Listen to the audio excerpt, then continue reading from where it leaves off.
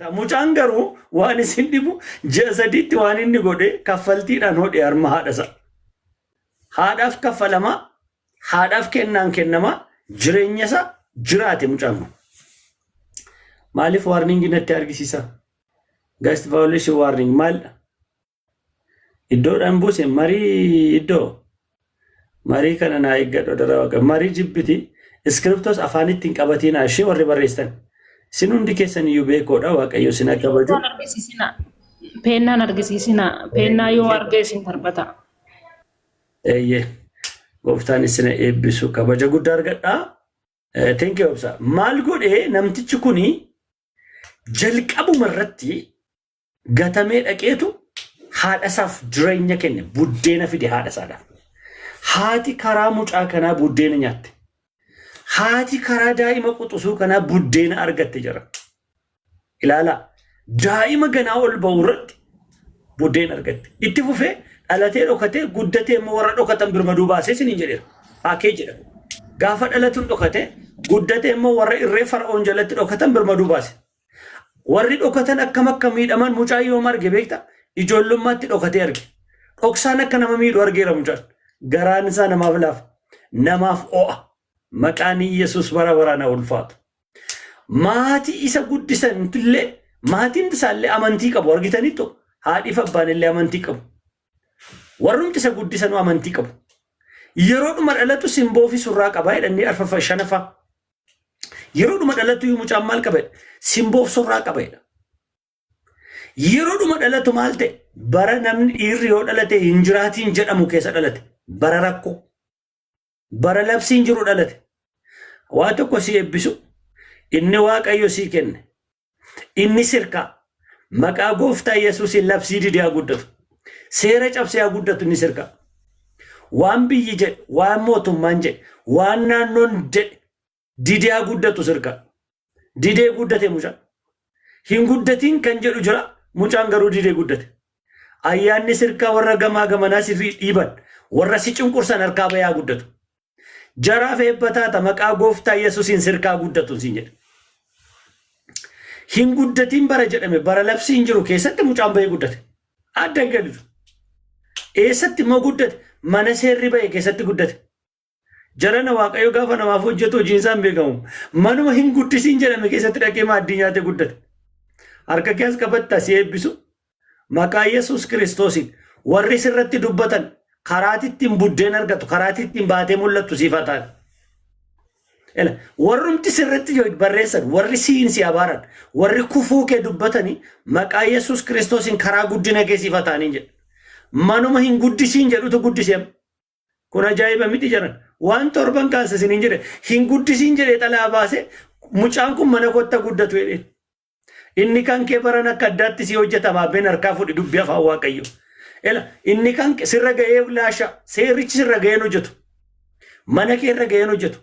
Karaa kee irra ga'een hojjetu siin jedhe. Si arginaan inni naanni seera baase. Waaw! Si arginaan garaa laafanni barreesse sun. Maqaa Kiristoos Yesuus inni kan kee akka addaatti siif haa hojjetamu. Abbeen harkaa fudhi dubbii afaan waaqayyo.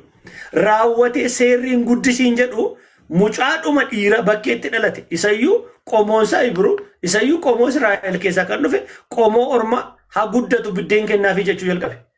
Haadha isa guddistu barbaada jechuu jalqabe. Silaa maal jedha iyyatti jiru hin guddisiin jedha. Ammammoo maal jedha akka inni guddatuuf maal goonu dubartiin harma hoosiftu eessaa argamtu. Qarshiina kaffalamuuf siree isaa bareecha kilaasii kophaatti kennaafi mucicha guddatu jechuu jalqabe. Hey! Dideen guddadha. Moo maayidha faarfataan tokko yaadatti faarfannaa dideen guddadha. Maaliif akka inni gara godhuuf hin beeku. Dideen guddadha jedha faarfannaan tokko. Maqaa gooftaa Yesuus Kiristoosiin humna didee guddatu sirra kaa'e. Ayyaana didee guddatu. Otoo kan namaa gada deemu, otoo kan biyyaa didu, didee kan guddatu sirra kaa'e. Sagaleen kun sagalee jabaadha jira. Mucaan didee guddate. Manuma ajjeesuu barbaadan keessatti guddate. Manuma si salphiifne jedhan keessatti guddate. Manuma gadaantummaa yaadu keessatti mucaan didee guddate. Heelo utuu harkisi awwaaluu barbaadu karaa guddina keessii ta'a. Lafatitti ayyaana kee horattu.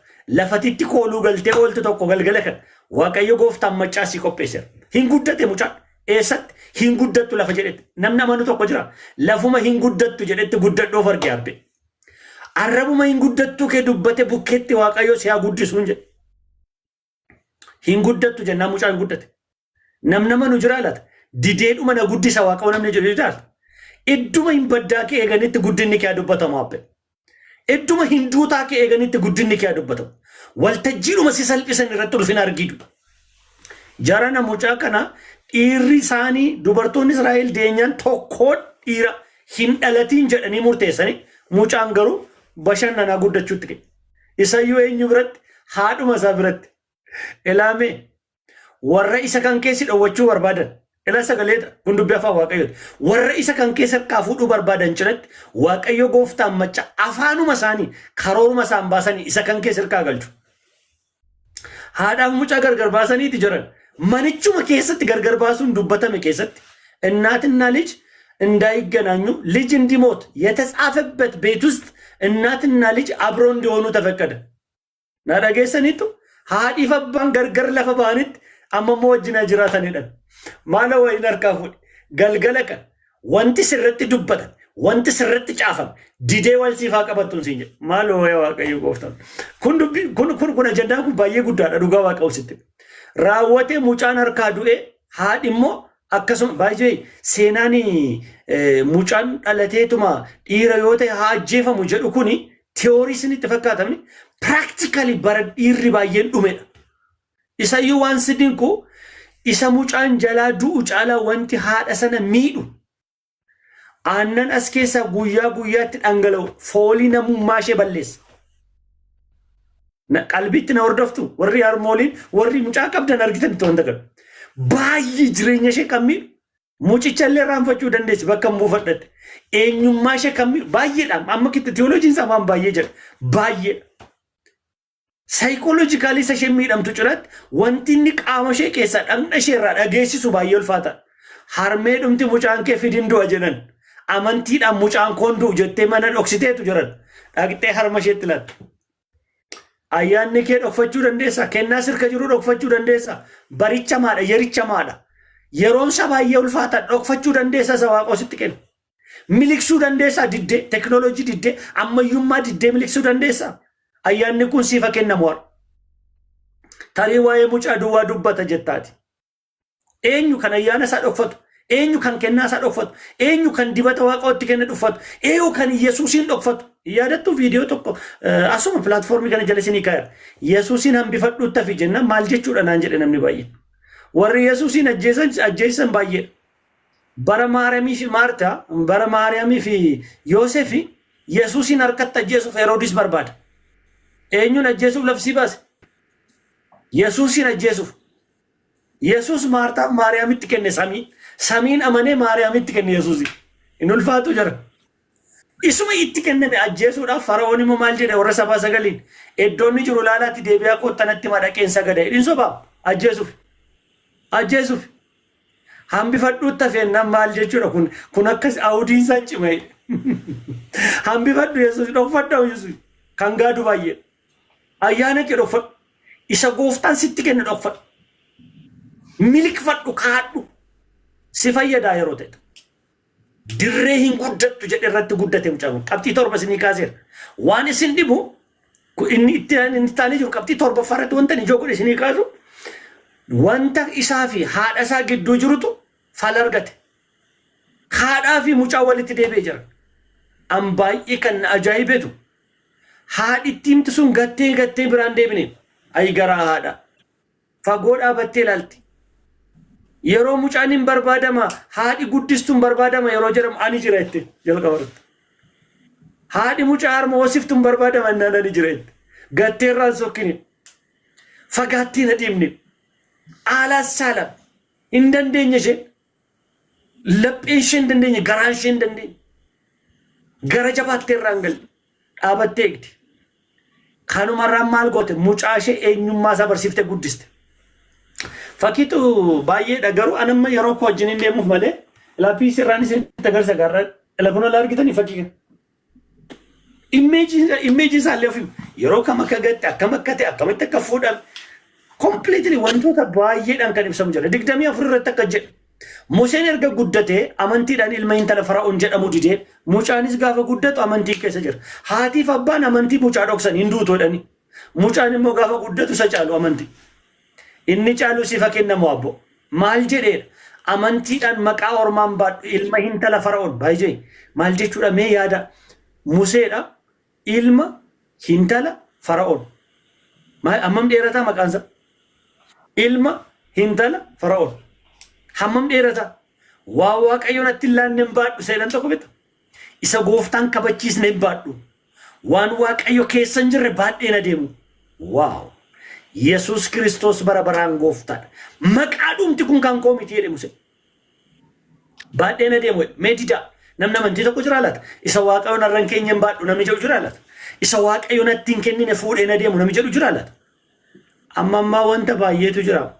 Amanii ameen jedhi hunduma isaa qabatteetta jennaan namni utaalee caccabee dhumeera waan ta'eef. Hundumtuu hankeetii ati duwwaan ameen jedhi.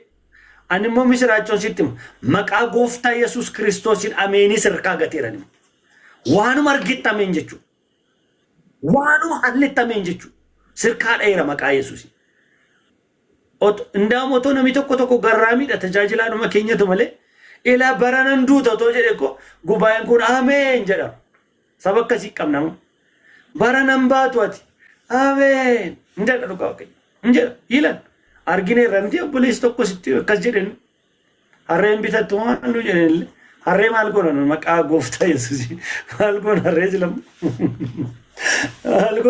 maal gootu mi harree bittan ምንድን ነው የምታደርጉት? ማል ጎጡ ዱጋ ማል ጎጡ ቲፈቱ ሙጃን ኩን ገሩ ስመለለቱ ማል ጎድ እርግተን ይጀር አማንቲዳን ዲድ አማንቲዳን ማል ጎደ ሂንዲዴ amantiidhumaan hin biije.